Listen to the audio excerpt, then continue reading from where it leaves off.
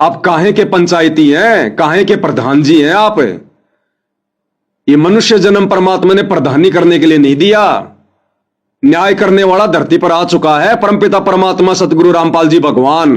ये कर्मों के अनुसार न्याय होगा। अब जैसे ये प्रकृति आप लोगों के साथ में न्याय कर रही है, ये गांव में बाढ़ आई, फसल बर्बाद हो गई, ये प्रकृति न्याय कर रही है कर्मों का।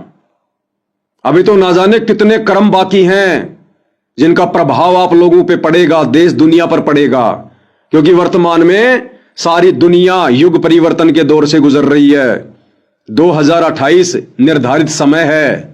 हर प्रकार से प्रकृति तांडव मचाएगी। अभी तो ढंग से शुरुआत भी नहीं है। अतिवृष्टि, अनावृष्टि, ओलावृष्टि, सूखा, बाढ़, महामारियां, युद्ध, गृह युद्ध। अभी आपने देखा क्या है? अभी तो खाली एक बांध का पानी छोड़ा गया है जिसमें गांव के गांव डूब गए। जिस दिन वो बांध टूटेंगे उस दिन क्या होगा? वो मोटर और पाइप वो जमीन के नीचे धरे के धरे रह जाएंगे। ये आश्रम वाले कोई मदद नहीं कर पाएंगे, खुद की भी नहीं कर पाएंगे। उन कर्मों से आप लोगों को कौन बचाएगा? ये परमात्मा बचाएगा, सतगुरु रामपाल जी भगवान बचाएगा। और कब बचाएगा? जब आप उनके शरण में आओगे, हुक्के जैसे नीच कर्म को त्याग दोगे, हुक्के को फोड़ के घर से बाहर फेंक दोगे, उनकी शरण में आकर शत भक्ति करोगे।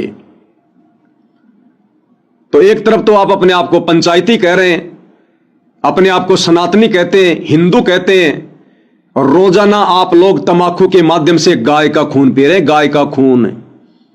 सतगुरु रामपाल जी अपने ही पुराणों से दिखा रहे हैं, बता रहे हैं कि तमाकू की उत्पत्ति गाय के खून से हुई है, गाय के खून से।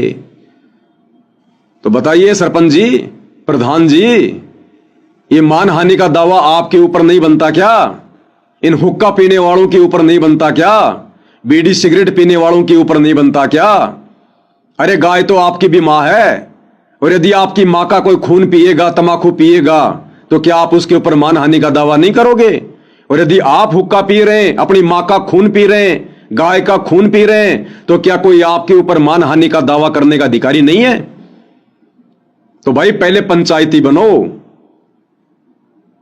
और उसके लिए सबसे पहले सतगुरु रामपाल जी के सत्संग सुनो, उनके प्रवचन सुनो। परमात्मा कहते हैं भक्ति बिना नर और खर एक है। भक्ति यानी ज्ञान। कौन सा ज्ञान? सच्चा ज्ञान, सत ज्ञान, तत्व ज्ञान, जो वर्तमान में केवल धरती पर सतगुरु रामपाल जी के पास है। ये बाकी आचार्य, शंकराचार्य, महर्षि, संत, मंडलेश्वर, इनके पास ज्ञान नहीं है, छींट भी नहीं है। सतगुरु रामपाल जी की शरण में आकर इनका यह तत्व ज्ञान समझे बिना खुद कबीर भगवान कह रहे हैं कि वो प्राणी और गधे में यानी खर में कोई अंतर नहीं है। तो जब तक भाई इस देश दुनिया का कोई भी व्यक्ति, जिसमें राजा भी आ गया, जिसमें प्रजा भी आ गई, जिसमें आप प्रधान जी भी आ गए, सब आ गए, जो व्यक्ति सतगुरु रामपाल जी से उपदेश लेकर सत भक्ति नहीं करता है, उसको सतगुरु रामपाल जी ने, कबीर भगवान ने गधे की श्रेणी में लिया। गधे की श्रेणी में।